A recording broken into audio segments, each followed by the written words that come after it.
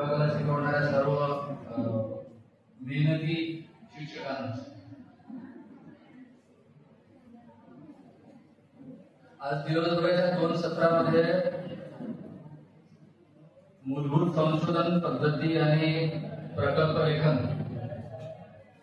याच्यावर विषय असेल, त्याच्यामुळे मी त्यात खोलात जाणार नाही आणि वेळ भरपूर झाला. तुम्ही चेहरे सांभाळणे जेवण इथेच होतं, त्याच्यामध्ये जेवण झालं असेल, त्याच्यानंतर दुसरं सत्र सुरू झालं असेल. जेवणानंतर 2020 नवीन शैक्षणिक धोरण 2020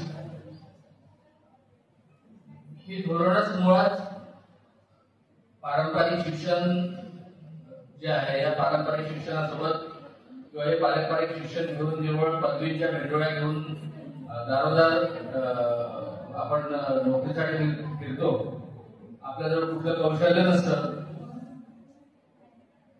त्यामुळे हा जो काही जुना ढाचा होता, जुना ढाचा संपूर्णतः याला आमूलाग्रपणे बदलण्याचं काम हे नवीन शैक्षणिक धोरण करतं.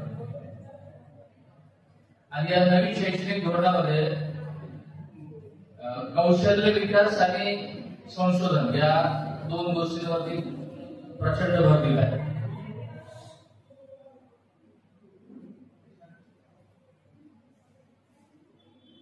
आपण ग्रॅज्युएट होतो, पोस्ट ग्रॅज्युएट होतो, एमफिल होतो, डॉक्टरेट होतो.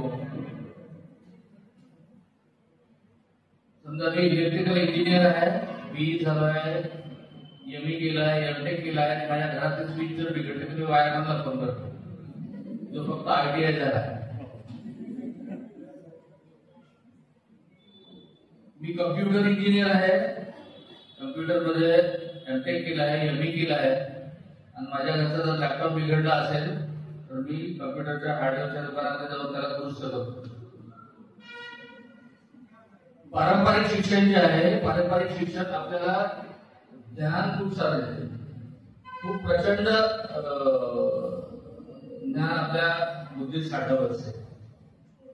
परंतु ज्ञानाने पोट भरत नाही.